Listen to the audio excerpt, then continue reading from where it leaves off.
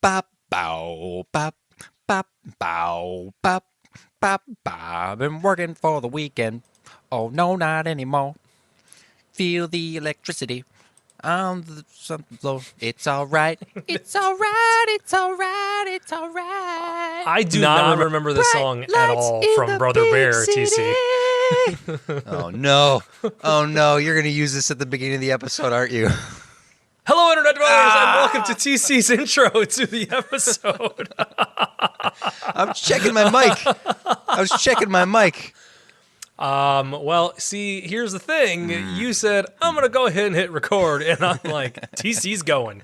And we're just going to keep going, that is what these last 15 episodes are going to be like, everybody, where it's just bonkers. We're breaking our own mold. Anyways, welcome back to the Top Shelf Disney Animation Studios Library podcast, because yes, TC, that is the beginning.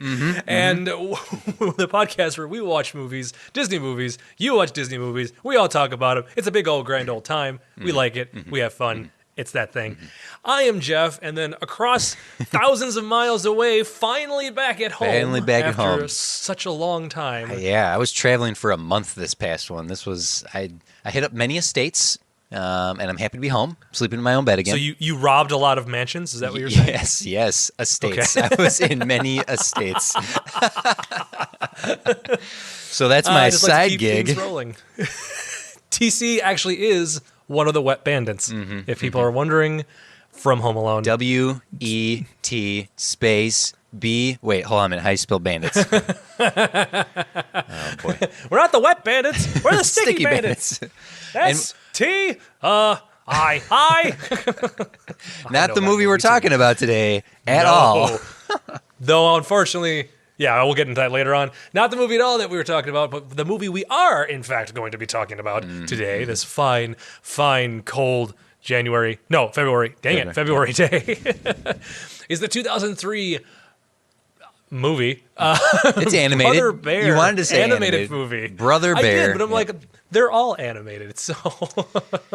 Yes. But yes, Brother Bear, the last of the three major films to be entirely done in the Disney MGM studios in Orlando. That's crazy. I saw that little factoid just before we started that the Orlando Animation Studios they had built it and they utilized it for Mulan. Was the first major motion picture that the Orlando Animation Studios had made.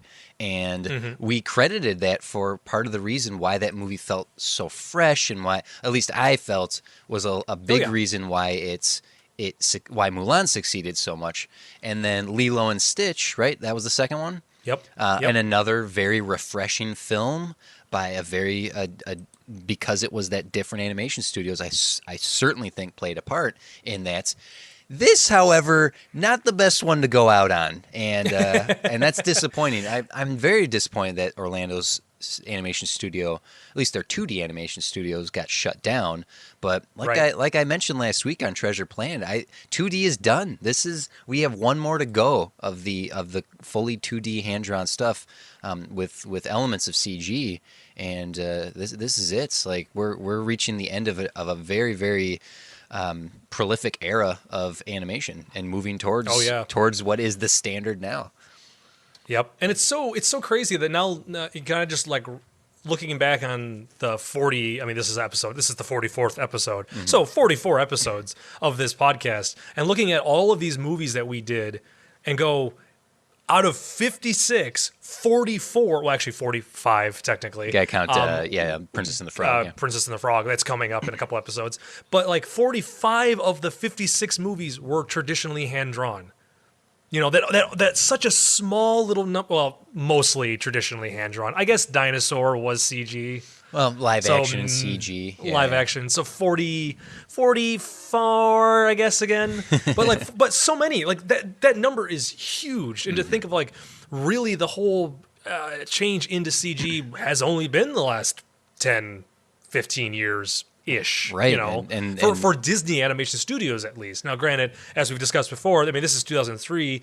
At this point, Toy Story is 8 years old already by the Right. time this movie comes out. Bugs Life had They've come already out, done- Monsters Inc. had Bugs come Life, out. Yep. The sequel to Toy Story had already come out at this point. Like you're talking like CG had been around, and you know Ants was out, and like it was a thing everywhere. Oh, sure. And Disney's still kind of just cranking along at doing traditional animation. Something that I feel that Brother Bear does that we haven't seen a lot of in the Disney library, particularly because they weren't competing against anybody for the longest time.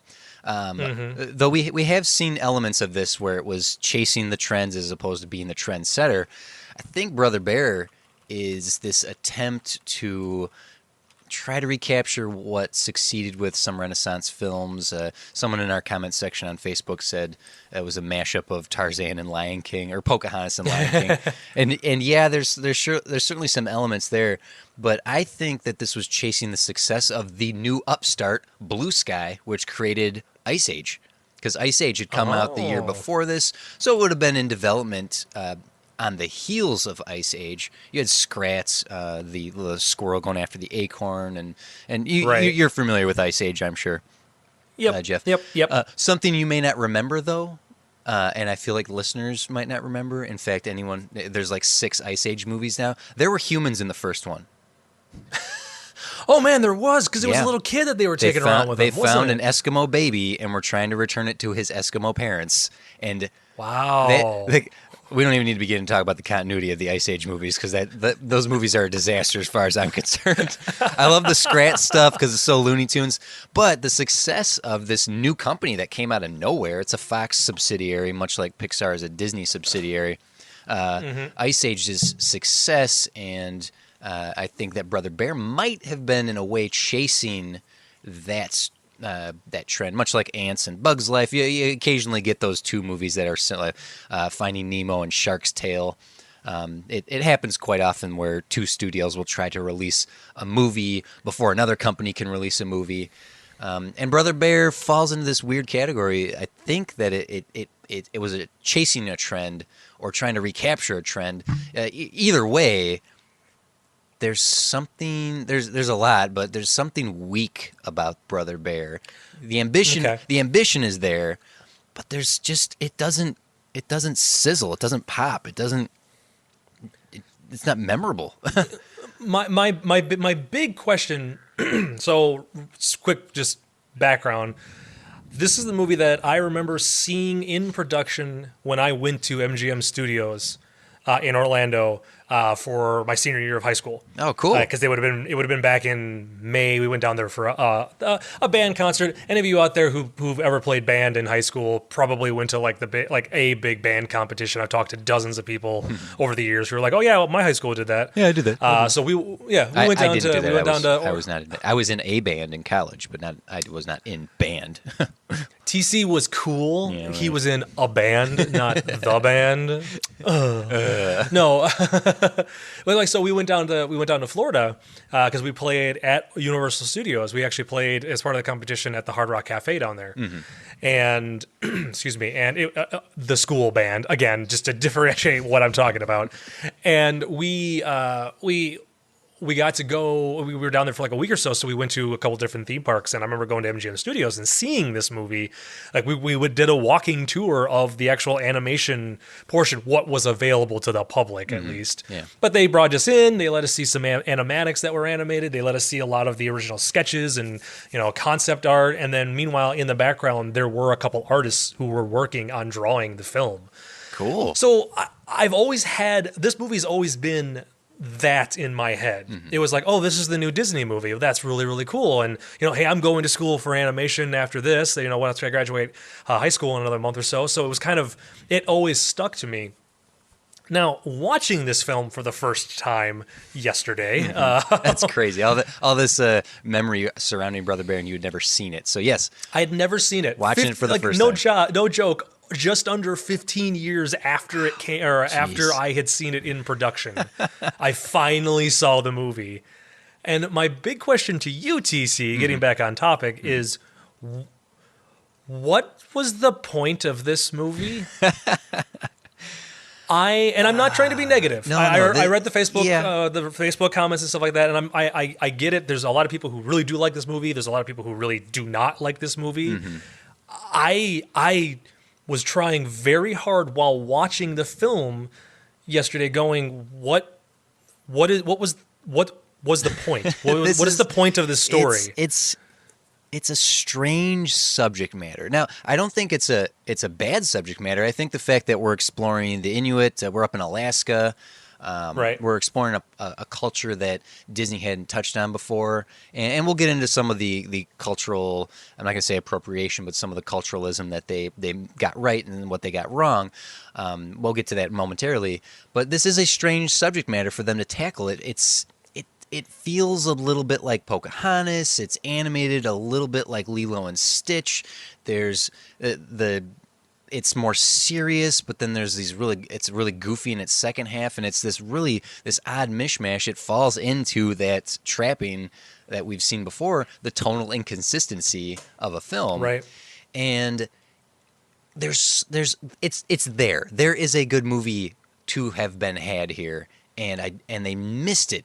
They just barely missed it because the subject matter is cool, the setting is cool, even the idea of experiencing walking a mile in your enemy's shoes situation here. Like there's some good stuff here. There's even some fun characters that could have been developed a little differently, but they just missed the mark on so many things just barely missing the mark on several things, and that affected the overall quality of this film, I think. It almost, to me, while watching it and trying to think back at it, and I'm looking at like the group of people who wrote it, because there's credited, at least on like Wikipedia and stuff like that, there's like 4 or 5 different writers that are attached to this film. Mm-hmm. Now, in the past, I mean, it's been widely known, and we've even discussed it, that a lot of these movies were actually written by 15, 20 people, but only so many of them were ever actually credited on the films. Yeah. But I think as the years went by, they legitimately did become it's just like 3 or those writers that you see are the only writers. But, excuse me, having said that and thinking about, well, there's like I said, there's like 4 or 5 different writers.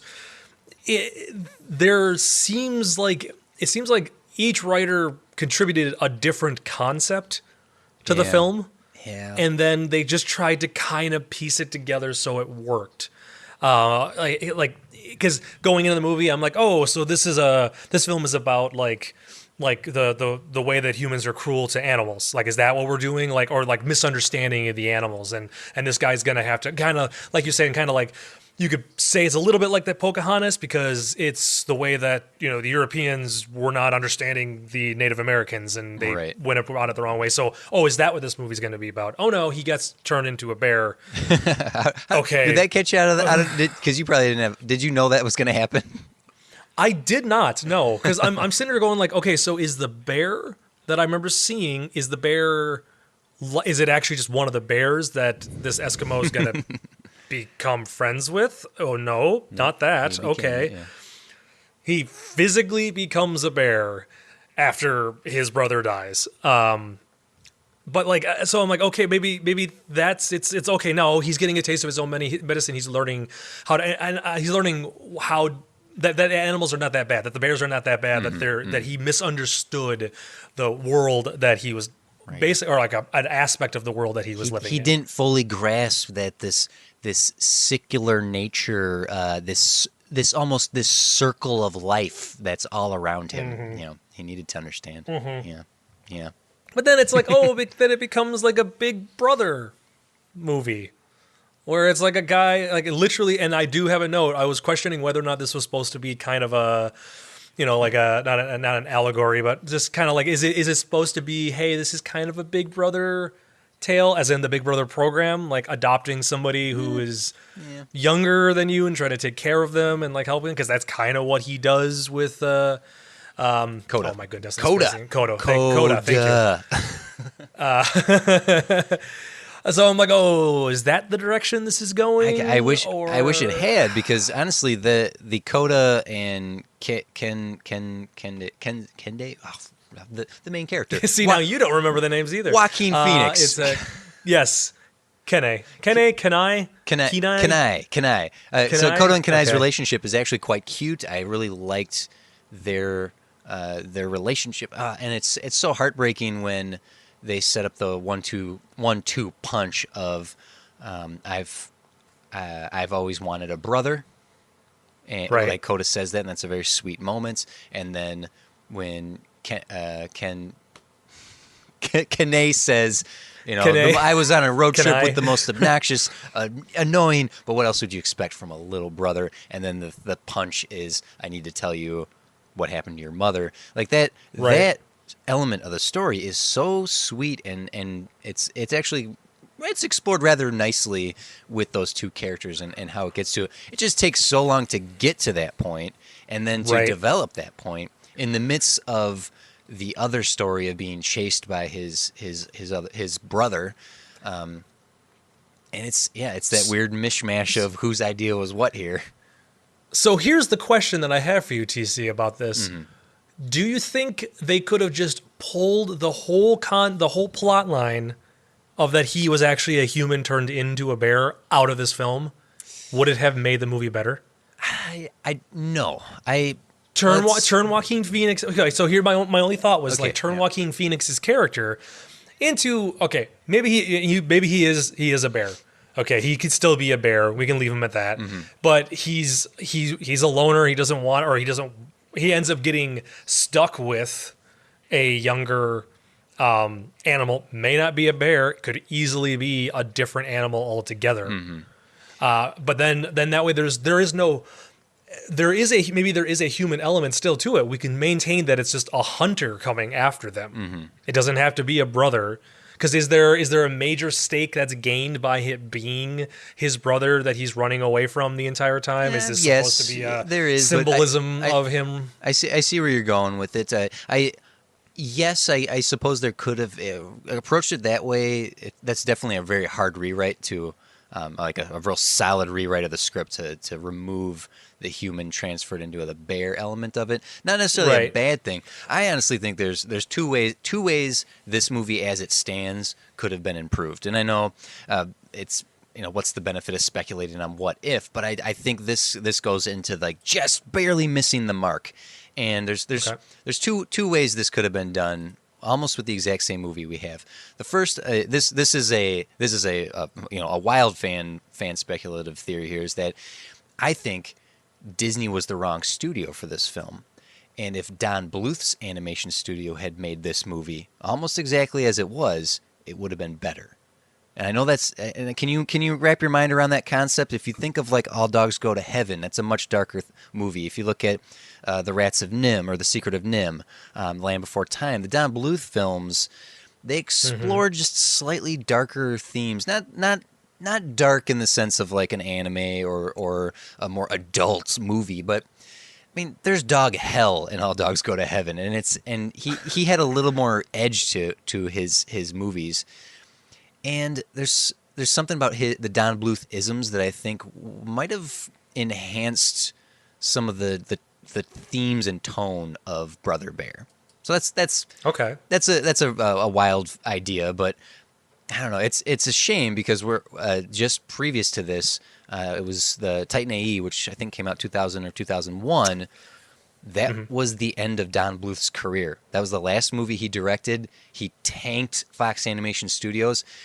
Don Bluth only had one film outgross a Disney movie, and it was Land Before Time. And we're going back in time to back to the 80s when that first exodus of animators that Don Bluth took from Disney to create Don Bluth Studios, to create that first competitor who was a true threat to Disney way back when. We saw that Right. again when Katzenberg left and created DreamWorks, but Don Bluth Studios could never fell the giant that was Disney, and even DreamWorks never really has been able to again fell Pixar or knock Disney down. So just the concept of if Don Bluth had attempted a film like this, I don't know. There's something that he brought to the table that maybe Brother Bear could have been enhanced by. I don't know. And I guess the only reason why I asked if, like, by removing the human element, if it would have made it better, was I was just curious to know if that would have fixed any of those tonal inconsistencies that we discussed with. Yeah, because the movie begins with it being humans, and then basically a human is killed, and then another human is turned into a bear. Yeah. It's a very different tone. Oh man, when the second, like you were saying, when the second act starts, the entire color palette changes. When it's very real world up for that first 15 minutes or so, maybe almost 20 minutes. When Kanye, whatever his name is, when he gets turned into the bear, they fade to black. They come back up. The color palette has changed. The animation style has changed, and it goes from this very realistic to this very animated style of film. The original aspect ratio for the film used to also change at that point. Yes, that's right. My version, the version that I watched, I do not believe it does that. It didn't, but because I think that's the quote unquote like family friendly format that Disney released. But the original theatrical release, in that whole opening sequence, until it changes like that, it's like a 1:85 or like a 16:9 aspect ratio. So kind of what our normal television is. More and cinematic. Then when they but then when it becomes that happier, upbeat, like in the animal world, it actually goes to 235:1. That's neat. It goes full widescreen. There's stuff like that's cool. There's only a handful of movies that have ever attempted that do something like that, like deliberately. Grand Budapest Hotel. It's told from multiple eras, and each era is a different aspect ratio. Oz the Great and Powerful. Yes, that's Galaxy Quest. The first time the spaceship opens up for Tim Allen, he's like, "I'm not on a show." Like it's yep. So that's fun to play with that. Or you can do it for no reason, which the fifth Transformers movies switches aspect ratio in scenes. Like the shot reverse will be in different aspect ratios.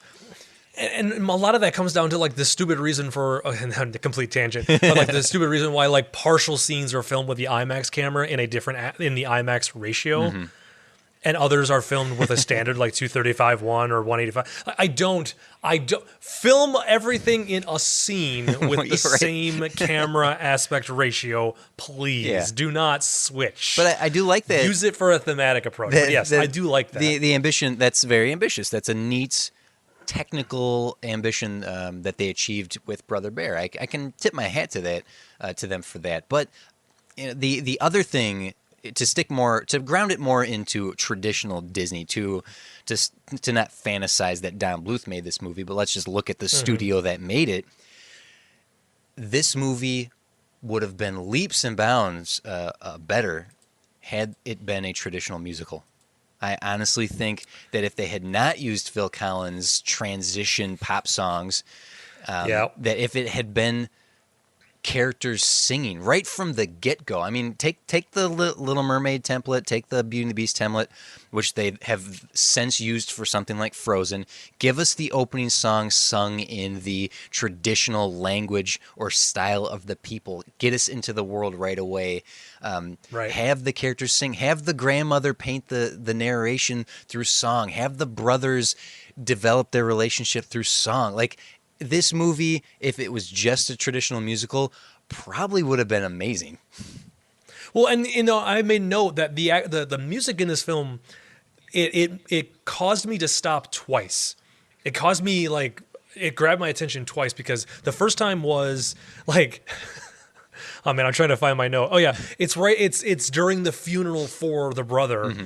And this dramatic moment happened, and then all you hear is Phil Collins in the background going, yeah, which I'm like, what are you doing? Stop doing that, Phil Collins. It is so strange, because the Tarzan music, I think, works really well, even if it's just Phil Collins singing, and the couple of random moments where the characters sing, it works quite well. I think the music blended into Tarzan, it works. In here, none of these songs work. I don't think any of these songs. No. There's like one good song that Coda starts to sing. "I'm on my way." Like that's a fun song.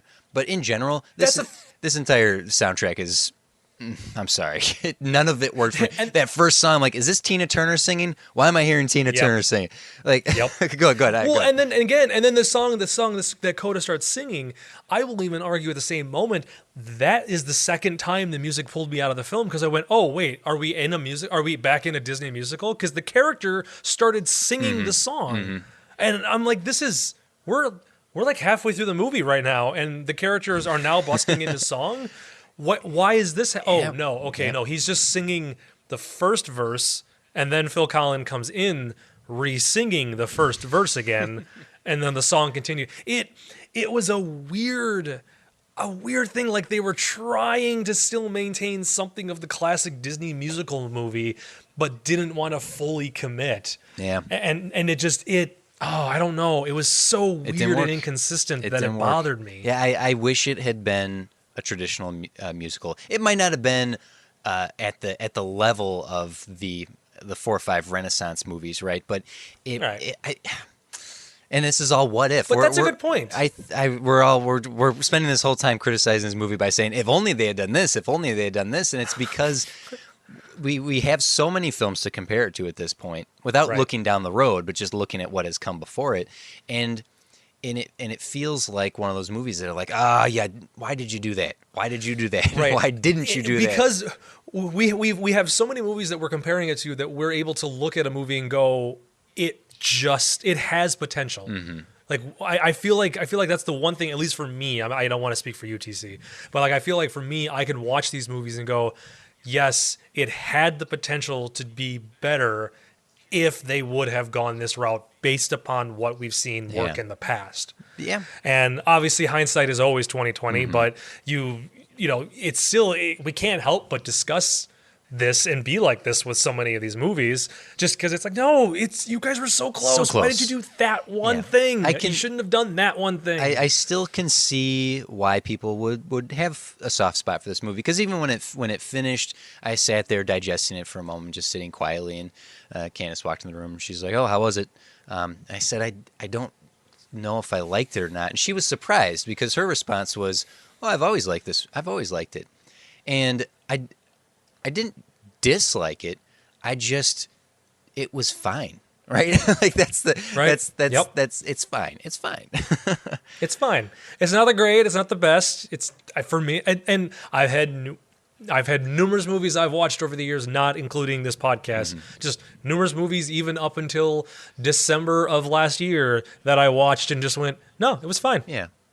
I didn't hate it. I didn't love it. It was fine. It's a movie that's there, and like, okay, Yeah, cool. it certainly didn't Moving on. offend me. I was never like, oh, why am I watching this? And we've to come off of Treasure Planet last week, where as soon as Ben the robot's introduced, I'm like, like there was none of that. No. Like there's like approaching the line with once again 80s comedians. So you have Rick Moranis Yep. and Dave Thomas doing the McKenzie brothers as the Moose. The McKenzie brothers. They definitely approach that line of, okay, you guys give me just one more joke and I'm going to be angry at you. Like, Yep. Yep. But I Jeff, you're a fan of those characters that I think you are. I mean, how did you feel about hearing the McKenzie brothers as the Moose? I am not going to lie. So when I went into the movie and I went, oh, Dave Thomas and Rick Moranis are, I'm like, oh, that's right. They play the Moose. They play the Canadian Moose. They're the Moose that are in this. Yeah. I'm like, oh, okay. This is going to be funny. Because I like the McKenzie brothers. They're among my Christmas music every year because they're 12 Days of Christmas. I've listened to that song for 15, 20 years. Yeah. I love it. And 'cause it's just beer. so stupid. Yeah. And that beer's empty, eh? Oh, yeah. I probably should sing something else. But like, oh, man. Seriously. Okay. Sorry. I'm singing the song in my head and I distracted myself. But like, so I'm like, oh, that's going to be fun. That'll be kind of cool. And then listening to them, I went, oh, okay. Like I can hear it, but obviously it's not. It's not the same. It's not the same. It's Yeah. not them. It's not Bob and Doug McKenzie. And I know it was never supposed to be, but I was kind of hoping for more. Kinda. I think It's it is. kind I of think them. it was. It's like you don't hire Cheech and Chong to voice two characters and not expect them to do some of their shtick, right? Right. But I right. see what you mean, that their shtick was restrained. Yes. You got it subtly. I honestly, I'm appreciative that they didn't let them run wild. Part of me is appreciative that they didn't let them run wild, because I feel like that probably would have verged into annoying, like we got with Martin Short just cutting loose. But at the same time, that's another one of those things where it's like, maybe you should have gone all in on this, because the humor throughout this whole movie it's hit or miss. It's not as wildly hit or miss as something like Hunchback of Notre Dame, or we're gonna keep harping on Ben from Treasure Planet, but Freaking Ben. not all the jokes they're not hilarious, but they're also inoffensive. It's just Right. Well, and that's the other thing. I mean, you could argue, I mean, Bob and Doug McKenzie aren't really hugely inappropriate. Oh, no. I mean, They're they're Canadian. They're Canadian. Yeah. But at the same time, watching their I keep calling them like they're real people, but watching those types of characters portrayed in the Disney movie, I could argue that it's like, oh, this is like a very tamed down super family friendly version of them. Mm-hmm.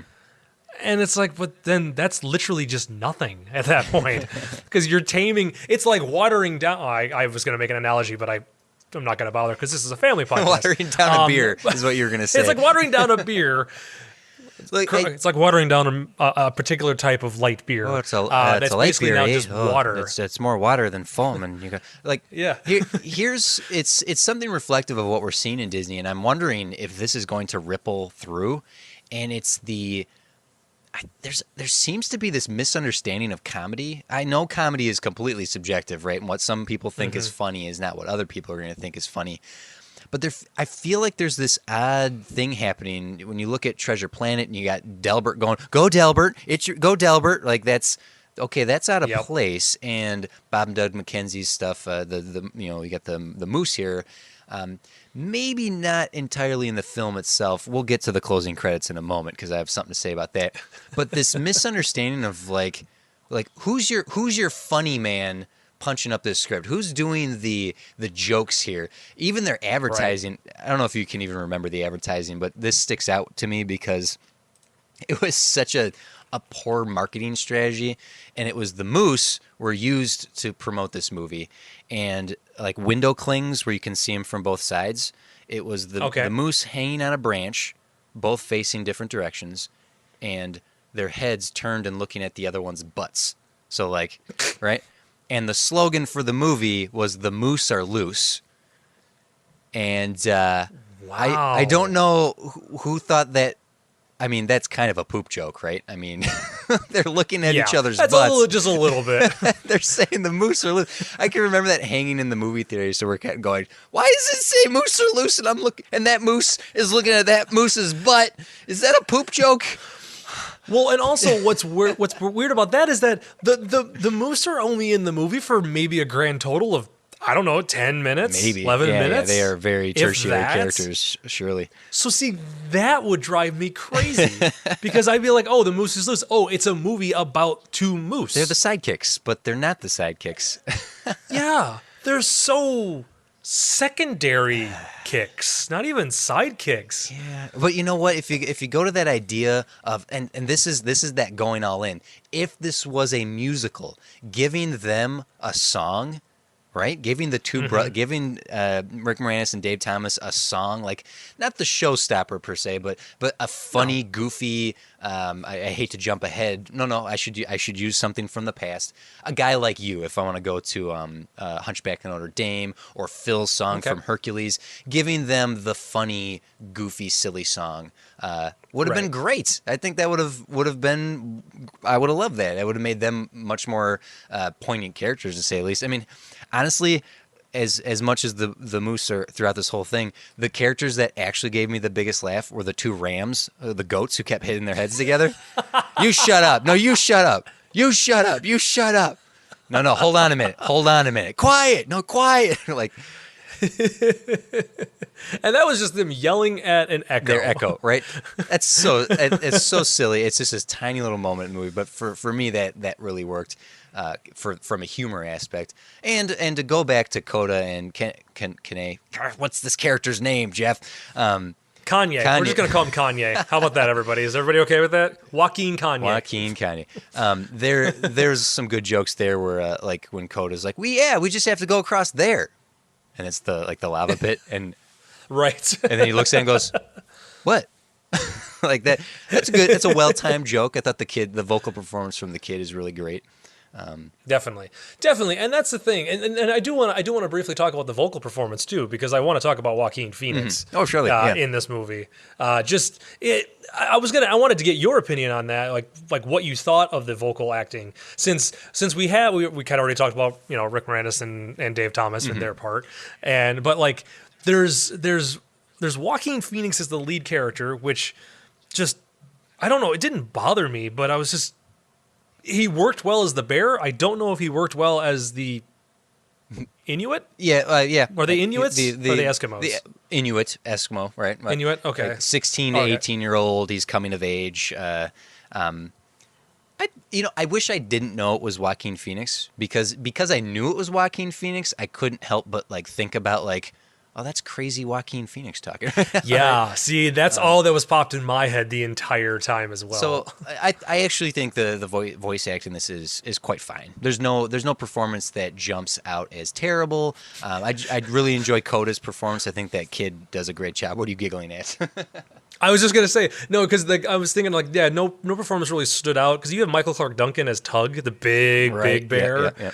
And then randomly Estelle Harris shows up for like 5 lines when they actually get to the. That joke's kind of funny. She's like, "I lost my dear Edgar. Stop saying I'm dead. I'm right over here." That made me laugh. That was good. That did in fact make me laugh. See, that's again, go all in. Give me the musical. Give me the comedy. I would rather have seen that. Oh, you know what? I might be not wishing for that next. Like, oh, you want funny musical? Here you go. Home on the Range, ladies and gentlemen. Like, I might be regretting asking for this. That's neither here nor there. Yeah, it's next week. I thought Joaquin Phoenix did a fine job. This actually segues nicely into the culture that they explored in this film, and they did better than Pocahontas. I think up to this point, the best exploration of a culture, especially a culture of not traditional white male fairy tale, right, was Lilo and Stitch. I think they explored Hawaiian culture really quite lovely, especially bringing in Hawaiian natives to do the voice acting and to consult on the script and to really capture that culture. Brother Bear does better than Pocahontas in terms of capturing this culture without. They didn't fetishize it. They didn't appropriate it too badly like Pocahontas did. However, they still can do better because Joaquin Phoenix is not actually an Inuit or an Eskimo or of that descent. So there is that. And that was going to be that was the first thing I did when I looked it up, or when I saw, I'm like, all right, who's playing this voice acting? And I went, Joaquin Phoenix. Really? That's who you got to play this character? Yeah. And then I looked up his, I'm like, he's not Inuit, right? Like I'm not just an idiot. And that's not the most egregious thing they could have done. Honestly, the most egregious thing they did was in the music. Yes. I don't know if you're aware of this. Right, there's what sounds like traditional Eskimo singing, right? Inuit culture, chanting, right? Phil Collins and his composer friend, his name, I didn't write it down, they felt that didn't sound good enough, so they actually got the Bulgarian choir to come in and sing. What? Yeah, so the chanting you're hearing in these sections that are supposed to be very cultural to the natives isn't even in their tongue. It's in Bulgarian because it sounded better. And that's bull, right? That is, come on, guys, do better. That's such a silly thing to tweak and I verging on offensive. I mean, I don't know how you feel about it, Jeff, but by hearing that little factoid, my initial thought is, why? Why did you do that? My second thought is, boy, I bet some people are mad about this. Yeah. Is this the last Phil Collins Disney movie we have? I believe so. Yes. Yeah. Okay. I was starting to think about it. So I grew up being like a Phil Collins fan. My mom liked him when I was younger, and I like him. I have no issue with Phil Collins whatsoever. But then like I get to these movies, and obviously I knew he did Tarzan, and I forgot he did Big Brother until I heard him singing in one of the songs, and I went, "Oh yeah, he did do the music for this, didn't he?" And I'm very glad he's not doing anymore, because I don't care for a lot of the music. It feels weird to me. His style didn't work at all in this. And even when he wasn't singing the song, like that Tina Turner analog, I don't know who really sang that first song, I could hear it was a Phil Collins song, despite the fact that it was a woman singing. Right. And actually, I do, Great Spirits in the beginning. Yes, yeah, that actually is Tina Turner. Ugh. Look, we have gone through decades of movies here and decades of styles of music. And oftentimes when we go back to the hashtag package films, like I'm fully aware that we're in a different era of music, and I accept that. And it doesn't. It's from a different era, but it doesn't feel dated. I don't know if that makes sense what I'm saying here. When I hear Phil Collins singing the Tarzan music, it fits to the movie. It doesn't pull me out necessarily. I'm sorry to keep harping on the music for Brother Bear, but this music is just bad music. It feels like his lazy B-sides from like leftover from Tarzan that he just like whipped together for this, and furthers my desire that this had been a full-on musical written by Alan Menken or any of the any number of the musical composers. Stephen Schwartz, give me some fancy dancy numbers in here. Don't give me Phil Collins. And luckily, we don't get any more Phil Collins. Well, I think the reason why Phil Collins, since we're on that topic, why Phil Collins' music worked for Tarzan, Phil Collins is a big percussionist. He loves drums. Oh, yeah. He loves percussion. He was the percussionist for Genesis, for Genesis, before Peter Gabriel left, and then he became the lead singer. But like, because he's big in percussionist, for a movie like Tarzan that's jungle and like, you know, like it feels kind of a little more primitive, a little more native, where drums feels right. Yeah, I agree. And it feels like that's what like the people would like if Tarzan lived amongst other like natives in the jungle like himself, they'd be playing drums. Like it feels more correct. So I feel like Phil Collins, whether you consciously realize it or not, does tend to be very percussion heavy on a lot of his songs. That works. He tried doing something different, quote unquote, for this one, and it's like, no, that's not what you're good at. Yeah. And that's not what works for this movie. So just stop. Don't do it. It was just like he had to finish off a contract. Then he's just like, all right, fine. You want some more music here? The sad truth is, he probably did. He probably had like a contract with Disney to do like 2 movies, and he did Brother Bear and just was like, fine, Jeff, here you go. Just imagine a fantasy world where Brother Bear was done by Tim Rice and Elton John. Like, oh. Ooh. Complete with characters who sing and there's no Eskimos in the beginning. Oh, man. It's a very different film. Film. It's just that I mentioned last week that I felt like Eisner or just Disney in general was kind of steamrolling their 2D animation because CGI movies were taking off. That's not necessarily fair to say. Someone did comment. I did get a tweet from someone saying, "Do I honestly think that a company would?" I'll just bring the tweet up. Do I honestly think Disney would waste their money by steamrolling 3 movies in a row? No, I don't think they would actually do that, but they wouldn't put any more money into it than they had to, right? I mean, Right. it's a business, right? And if you can see that that your business is not going in the direction you want it to, you're not going to pump out tons of money for advertising. You're going to save as much money as you can and make as much money back as you can. I mean, Right. nowadays, Jeff, like people, if you look at something like any of the Marvel movies or any of the big tentpole movies, right? Whatever their budget was probably also their budget for marketing, right? Just think of Right. every Spider-Man movie that has come out and just how inundated you are with Spider-Man up until that movie's release. Any big superhero movie, anything Star Wars, like the amount of money that goes into the budget, the marketing budget, is usually equal to the filming budget, which means if a movie doesn't double their production budget, they didn't even break even, right? Right. Right. So Right. when a movie like only makes $1 billion, but it had a $500 million budget, that means they spent another $500 million on marketing and didn't make any money. So Yeah, and that's an aspect that a lot of people don't tend to realize about Hollywood, because they go, oh, the film had a budget of $130 million. Oh, what did I talk about? Their opening weekend they made 250. Yeah. Oh, so they made all their money back. It's like, no, they didn't, yet. not yet, Not yet. because no one really thinks about that aspect where it's like, well, yeah, but the movie has to pay back all the marketing costs. That's not just a magical free thing that the studio just throws in Right. for the heck of it. They have to make that up as well, and it's hard. So yeah, no, I will just reiterate what you said. Yeah, no, I agree. I also don't.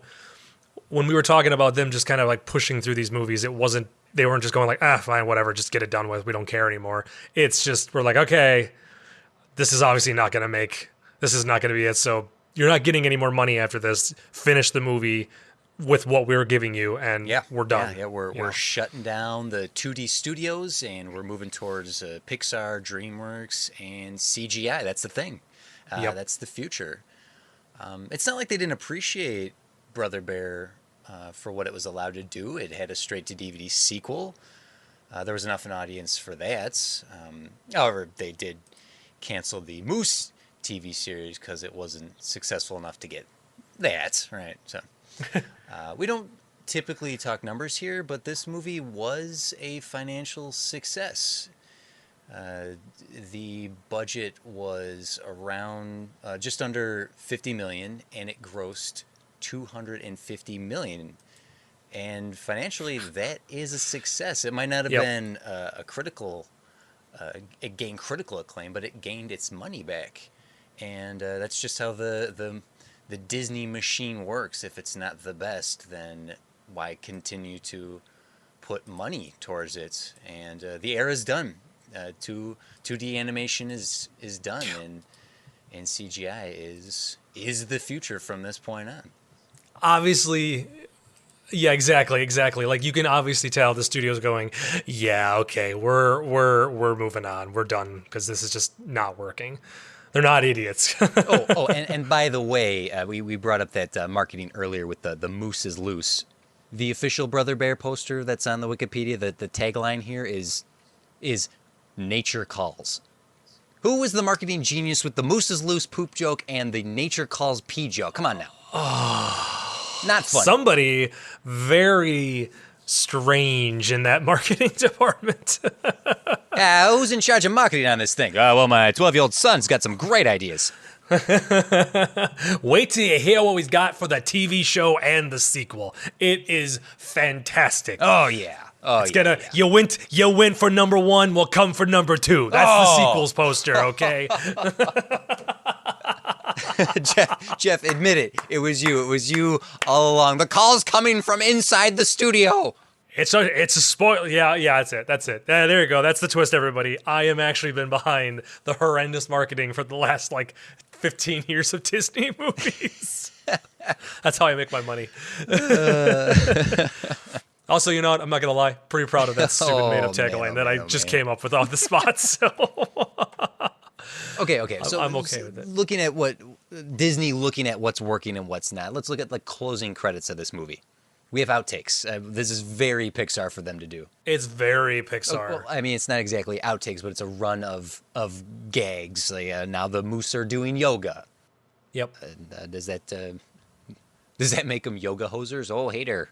Oh, hey, I see what you did there. Drawing the stick figure and hey, how you doing over there? That was very Pixar-y of them. Although I am happy. Jeff, I hate it when an animated movie ends with a big dance number to a pop song.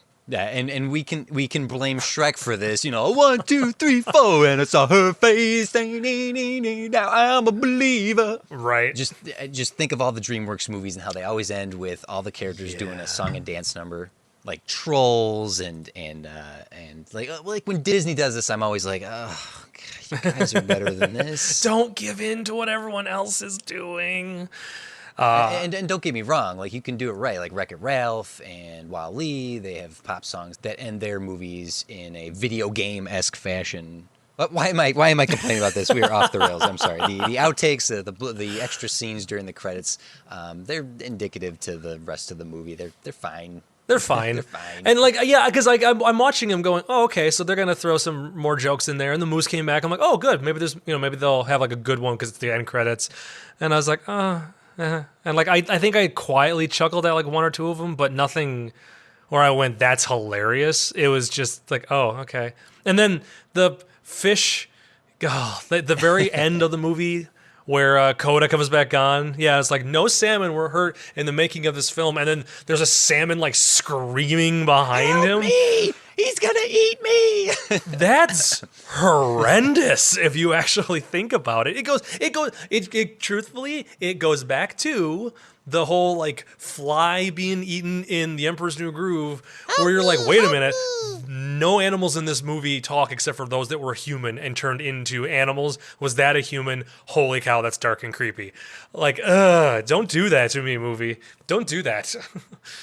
And that's kind of what it felt like. And again, it was one of those jokes where you're like, why did they do that? Why was there a point behind doing that thing? Yeah, I get you. Putting extra kind of funny scenes at the end that weren't entirely that funny. It just goes back to that not understanding comedy, not having a firm grasp on what's funny and what isn't. I think the last great comedy we had was Emperor's New Groove. Like that was a comedy, right? Yes. Like that was an all-out comedy, and we haven't had anything.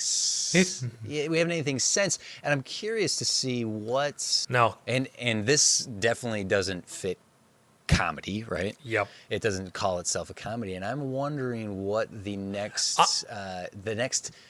movie that's truly comedic will be in this. And honestly, I have an idea of which one it is. But obviously there's a couple of these movies coming up that I haven't seen, so I'm like, well, I can't completely judge that, but I have a really good feeling. Yeah, there's one in particular that I can think of that's really comedic. That's coming down the pipe. Mm-hmm. Man, we are tangenting all over the place here, of course. We do that so much on this podcast, TC. yeah, it's fine. So, what did you think of the ending of the movie? Like the general ending, the fact that like after it's all said and done, and Kanye convinces his brother that he is. I'm just gonna call him that. That he is his brother, and. Then gets his ghost brother shows up and turns him back into a human. By the way, a very naked human, which is wow. It's like that happened. I went, dude's not wearing any clothes. So get close to that man. He is just a standing naked Inuit right now. But like with that happening, and then him and Kanye realizing like, no, I need to, Coda needs me, like he needs me now. I have to be with him, and like, oh yes, turn me back to a bear. Okay, that wasn't where I thought that movie was going. And then, oh look, he's living still with the other people, with the humans in the tribe as a bear now instead of. Could you have turned Coda into a human? Is that not a thing? I thought the exact same thing. Turn him into a little kid. Okay. Yeah. The overall themes of this movie just weren't explored thoroughly enough to make that ending have the impact it was intended to have.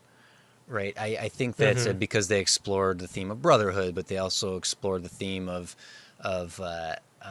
seeing the world through your enemy's eyes, and also there was the theme of a boy becoming a man, and they didn't explore any of those one themes strongly enough that ending had the full impact that I felt it was meant to have. What are you laughing at? This was a story about a boy who became a man by becoming a bear. That makes no sense, movie. I hope you know You that. just wanted the naked Eskimo to stay, Jeff. I don't to put some clothes on the man. Obviously, that was what I was freaking out about. It's not a naked Eskimo, an in-nude yet. In-nude yet. I can't. No. Hashtag in nude yet. Yeah, that's right. Hashtag in nude yet. Oh, man. This is what this podcast is good for. It's coming up with horrible hashtags for people to use. No. I just don't think that they had developed any one theme strongly enough to give that ending the emotional impact that it was intended to have. Unless this was all just one big scam to get a naked man animated on screen. No, I don't. I really appreciate the attempt at the brotherhood between characters and how that theme is explored. I can appreciate that was their intention. I just don't. I am repeating myself at this point, aren't I, Jeff? I'm sorry.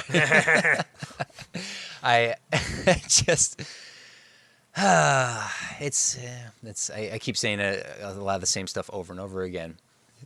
No, maybe it really is just coming down to a little too much of wishing this movie could have been one thing as opposed to what it ended up being. I don't think that they nailed it or they knocked it out of the park. It's just another example of just missing the mark. And you know what? And I always worry about this going into some of these movies because when I finished watching it yesterday, it's obviously kind of what we've discussed today is a lot of the stuff that was running through my head, and I'm like, am I just not getting it? Am I just too negative when it comes to these movies because these aren't the films that I was raised on? You know, that these are all beyond my time of watching Disney movies for another couple more years. But I go back to it going like, there was a ton of those classic movies that I did not care for at all, but also there was a bunch of them that I loved that I never thought I would love, and those were well before my time. So I can't help but, again, as we discussed, I can't help but just seeing like, yeah, this had potential, they just didn't do it right, and unfortunately that kind of hurts that kind of swings my opinion on a lot of these films, and just like, no, it's not as good as I would have loved it to have been. Right. It's so I personally I will take the entire blame for hating these movies. TC's the analytical one and is the good one and is the kind-hearted one. I can be the jerk that's like, no, movie terrible, you're stupid. Movie bad, movie no good, movie don't have enough jokes. No, let's see what the listeners have to say. All right, let's hit up Facebook and please do see what the listeners have to say. Every Monday before we record, we throw up the episode or what the topic will be, and you guys can throw questions at us. Facebook.com/TopShelfPod, and you can hit up me on Twitter at TC's Big Head, and you can hit up Jeff at Random Bell. So the first comment is from our good friend Schulze, Chris Schulz, and he has a positive comment on this. The Bob and Doug McKenzie reunion is the best thing about this. Oh, yes. Yes, I thank you, Chris, yes. I don't know if that's the best thing about this movie. It's certainly a thing about this movie. No, it's fine. It's fine. Well, and sadly, the unfortunate thing is that this is one of the last movies that Rick Moranis did, or last things in Hollywood he did before he retired. And it's like, on his kids more. Yeah, well, be more of a dad. He's a good father, is what he is. A lot of people focus so much on their career, then they have damaged children. So it's nice to have a celebrity who cares about his kids, right? Yeah. Another comment actually from Brad Daniels. Brad, thank you for listening. A movie for those who are waiting for the McKenzie brothers as animated Moose, the movie. Yep. It's funny how that's what a lot of that's like a lot of people like our generation, or obviously would maybe like even a little older, would just be like, oh yeah, it's Bob and Doug McKenzie. That's who they know in this movie. But anybody younger is not going to know. Hey, is that the guy from Honey, I Shrunk the Kids? Yeah, That's it. him? That's Wayne. It's Wayne. Peter. Wait, is that Peter Scolari? No. Peter Scolari was from the Honey, I Shrunk the Kids TV series. Rick Moranis is the one you're thinking of. Okay. Yeah. Okay. Oh, hey there you go. Okay. So we do have a comment here from Scarlett Starkey. Scarlett, thank you for listening. I really enjoyed it overall. One of the few of this era of Disney films I did see in cinemas. Coda is just too darn cute, and yes, we will agree with you there. I actually think Coda is the best character in this movie. He's the most developed, right? He's got the best story arc, and so you're not wrong there, Scarlett. We like Coda too. I mean, oh yeah, okay. He's probably the one character. Stop talking. Coda is probably one of the few characters in the film that is cute. Probably fleshed out the most. Mm-hmm. He's the one that just is like, yep, that's his character. I never expected anything more from Coda. I'm like, no, he's a little kid. He never shuts up. He just keeps yammering on. He's very like, everything is kind of rose tinted, or he's just like, the world's great. The world's a happy place, because he obviously doesn't know about his mom being gone, and he's just happy to be there and having fun and wanting to talk and hang out with him, and much to like Kanye's chagrin.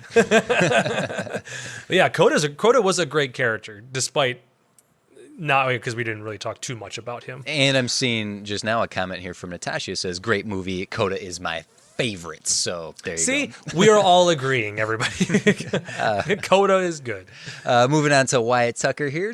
Brother Bear, in my opinion, has the same issue that Kingdom of the Sun would have suffered with, in that it feels like another Renaissance film, more specifically if Lion King and Pocahontas had a baby. And if it doesn't do much for me, I don't know if I can call it formulaic film, but it doesn't feel like it brings anything new to the table. Otherwise, I just have nothing more to add. So I think he's saying, and you know what? It's fine. I think that's what it's fine. And that's a really good point. And maybe that's where we're sitting at it. We're sitting at it from while watching this, going just like it's there. It's not quite formula, but there's just nothing hugely new and exciting that at this point we have not already seen. And you could argue that about Hollywood. That happens all the time. Mm-hmm. Hollywood ran out of ideas in the 1930s. We come up with like a gem every couple of years. It's just bound to happen. But as a great writer once said, all the best stories were written by Shakespeare, except for Die Hard. Mm-hmm. That was awesome. TC do it. No. That was I am not the one who coined that phrase. Moving on to Thomas here, he says, having watched it for the first time last week, I don't know why it gets a bad rap. For instance, it has a 38% Rotten Tomatoes score. Is it a masterpiece? No, though I do think there's an ingenuity that's as good as any Disney Renaissance movie. Its only fault is that it lacks great supporting characters. Man, we kind of agree with you there. But I think that its heart is still there. If anything, it feels like a return to form, to what worked after a period of experimentation that was interesting but not fully satisfying. And then he quotes Roger Ebert here to say that it doesn't have the Zowie factor. I'm not saying it's great, but I don't get all the general hate. So I think what Thomas is saying here as well is it's fine. I think that's what he's saying. I want us to make T-shirts now. Let's just say it's fine. It's fine. It's fine, Jeff. It's fine. It's fine. Hashtag it's fine. But that does bring up an interesting point, Thomas, that you brought up Rotten Tomatoes score. And Rotten Tomatoes is this weird thing that it's fine for a general idea of how people feel about movies, but it's not the end-all be-all of the quality of a film, right? Because like we talked about this back on I believe we talked about this on Franchise Smanchise, back on our Die Hard series, which is available on ghosthat.net. Oh, yes. Quick plug. And the Rotten Tomatoes score is developed over all the critics, all the professional critics and the online critics. And back in 2002, when this was being reviewed, is it 2002? 2003. 2003. When this movie was being reviewed, there weren't as many people reviewing movies as there are now. I mean, there are an endless number of YouTube channels and podcasts. Jeff, I hate to say this, but we're not the only Disney podcast reviewing. Yes, I know. Guys, I thought we were original. I thought that's why everyone was listening to us. So I'm so sad you now. can take a movie from the past that may not have been reviewed a lot. Off the top of my head, Jeff, have you ever seen The Rocketeer? I may or may not have watched it last night because What? I watched it all the time No as way. a child. You're Yes. kidding me. Are you? No, I'm not even Are kidding. you serious? Yes. You just watched it? Of all the movies I could have picked, I picked the one you just watched? Oh my God. Well, okay. So anyway, that's insane. But okay, so not many people reviewed that. Right. I mean, people reviewed it back then, but who's going to go back and review it now? Its score is outdated because people don't go back to Rotten Tomatoes to reevaluate movies, you know? Mm-hmm. And we might be able to go back and thumbs up or give a high score to something we like, but who else is going to do that? Right. And people can game the system like they are now with Black Panther, like they did with Last Jedi. When you look at Home on the Range, it was reviewed back when it came out, and people haven't gone back since, so it's not going to have... It's going to have few, right? You know? Very It's few. not going to have a lot to bolster that score. So that 38% is... No, it's not fair. That's not a fair score. Well, and what it's looking like I'm just looking at the Metascore on IMDb for it, and it gives you, it's got a 48 Metascore, but it's based on 28 critic reviews. That's it. That's 28, and two of them. One's the Hollywood Reporter, the other one's the USA Today. That gave it a 70 and a 75. Mm-hmm. But then, like, most of them are like Village Voice, TV Guide, New York Daily News, New York Times, Entertainment Weekly. They're all like publications. Yeah, they're all like 40, 50. Again, guess what? Guess what the majority of the reviews said? The movie is just fine. Yeah. Hashtag it's fine. Because they're all saying the same thing. They're like, oh, like the New York Times says the opulent movie with gorgeous rainbow animation is heavy on message but light on humor.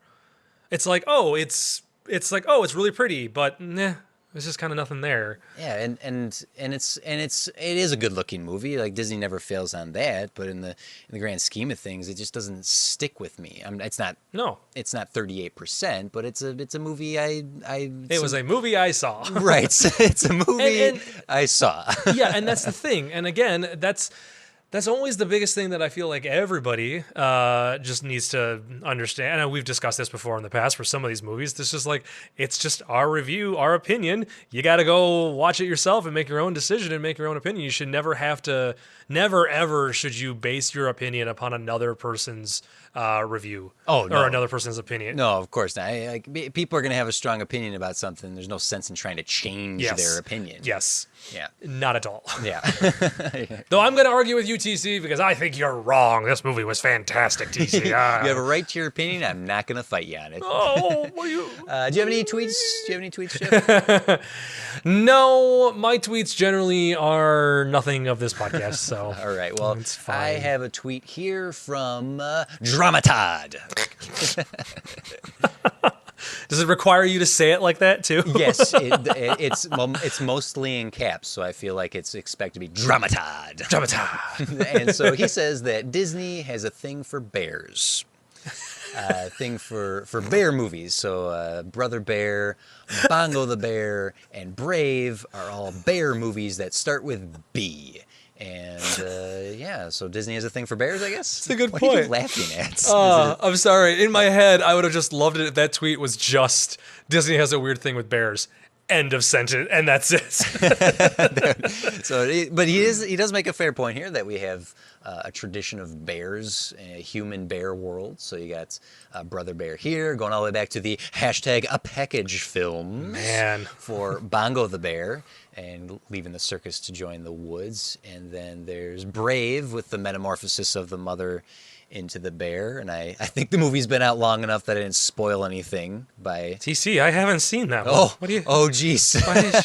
Well, I'm sorry. Great marketing by Brave, because I had no idea that there was going to be a human to bear transformation. Oh, in I this had no movie. clue that was going to happen. And when it did, I went, what? Yeah. Oh, so that's what this movie's about. The superior film in terms of human to bear transformations. Which I didn't realize was a genre. And if you're But apparently it is, guys. and if you're gonna title it, it has to start with a B because you got Brother Bear, Bongo, and a Brave. Yeah. That's the key, guys. So well observed, Dramatad, and Disney's weird thing with bears, I guess. Disney has a thing with bears. Period.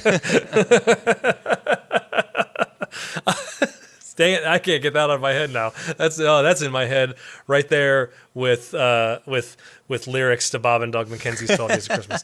So it's just all bouncing around. TC, do you have any more review or any other comments there that you needed to read? No, do not. Okay. No, that is the last of them. Well, I do have something. So TC, of all the movies that we have watched so far on this podcast, I had to get it in before you beat me to the punch. Honestly, I've been milking the time to give you the chance. I figured you did. To let you ask me what I figured you did, because there was a couple times where I'm like, we're going to... Oh, okay, you're holding off, aren't you? Well, that's no fun. I'll let you surprise me next time, okay?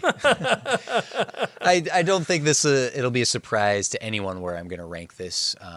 Just recapping the movies we have so far, we have... both of us have Lilo and Stitch at number 1, Treasure Planet at number 2... Yep. And Atlantis at number 3. Yep, correct. And Brother Bear being our 4th one, and that's exactly where I'm going to place it, at the number 4 slots. It's not for anything negative. This movie still is beautiful, which I know goes without saying. I am aware, Jeff, you did watch a lower resolution version of this movie. Oh, yes, I did. But it's still a good looking film, and there still are some sweet moments to it, but just overall it doesn't stick with me the way Lilo and Stitch surely does, or Treasure Planet, right. Or Atlantis being the having the stylistic elements and the action elements that appealed to me overall. So yeah, so Brother Bear ends up right there in the 4th slot for now. And yeah, so Jeff, how about you? Right. And going into this movie, or going into the recording of the podcast, I struggled with it yesterday. I struggled with trying to figure out where I wanted to rank it, because it was between 1 and 2, one of 2 places. It was ranked between number 1 and number 2. Jeff, you loved this movie. Guys, spoilers. I actually secretly loved the entire film. Shh, don't tell anybody. No, I'm trying to fit in with the crowd of 2 by pretending to hate the movie so much. I was debating between where I was going to put it. It was between 2 different spots, and yeah, honestly, same reasons TC said. Like, I'm not gonna lie, I was debating about putting it at number 3. Above Atlantis, really? And putting it above Atlantis, just because I still kind of walked away from Atlantis going, okay. But really, coming down to it, there was a lot of just really cool moments in that movie as well. And just, yeah, like you said, there was a lot of cool moments. There was a lot of good action pieces. Again, ruling out Michael J. Fox doing the voice of the lead character in it, because some people might think that might be a reason why I might care for that movie more than I should. But unfortunately, even with like some of the like okay plotline films we've seen, at least like, oh well, the music was good, and I'll listen to the soundtrack again, or I'll listen to this part again, or I'll watch it just for the humor. But for me, Brother Bear kind of lacked all of that. It wasn't anything that I would want to go back and watch. And yeah, I'm right there with you, TC. It's my number 4. I think this is the longest we've had the same list, right? I think so at this point. I'm pretty positive it is the longest that we've had, which is going to make these next couple very interesting just to see where things are going to be put. Yeah, no, it's my number 4 as well, guys. So that's just, yeah. I am interested to hear what the listeners might end up having to say based on our response to this film, this being your first time, this being only my second time ever seeing this movie. There were some people who were a bit more of a fan of this movie than we were, and hopefully we have not ostracized you as listeners. we certainly weren't being mean. No. But obviously our opinions are a little different.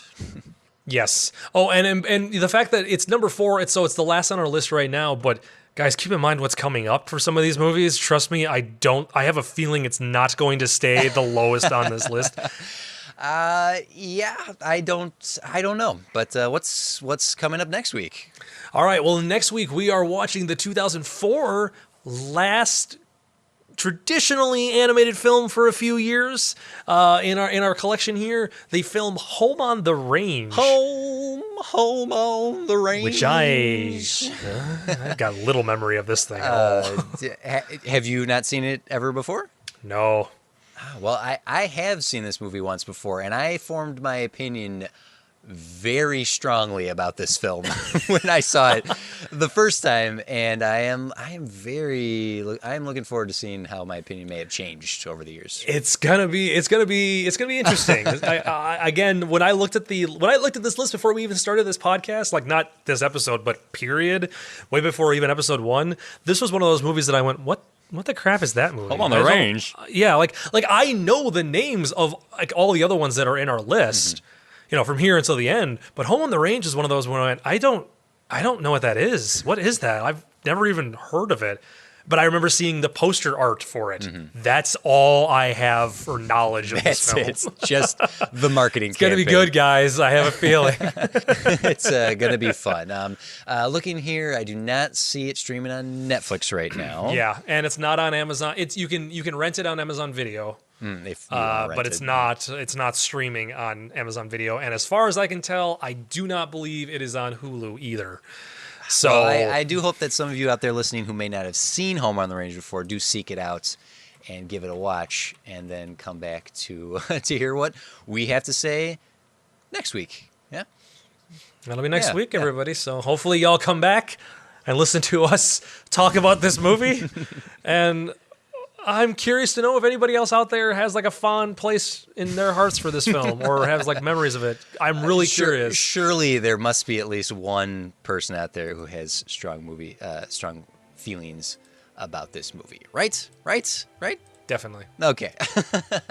All right. So, but Jeff, this was lovely. Thank you. Well, thank you, TC, for being here, and I'm glad you're back home finally and sleeping in your own bed again, and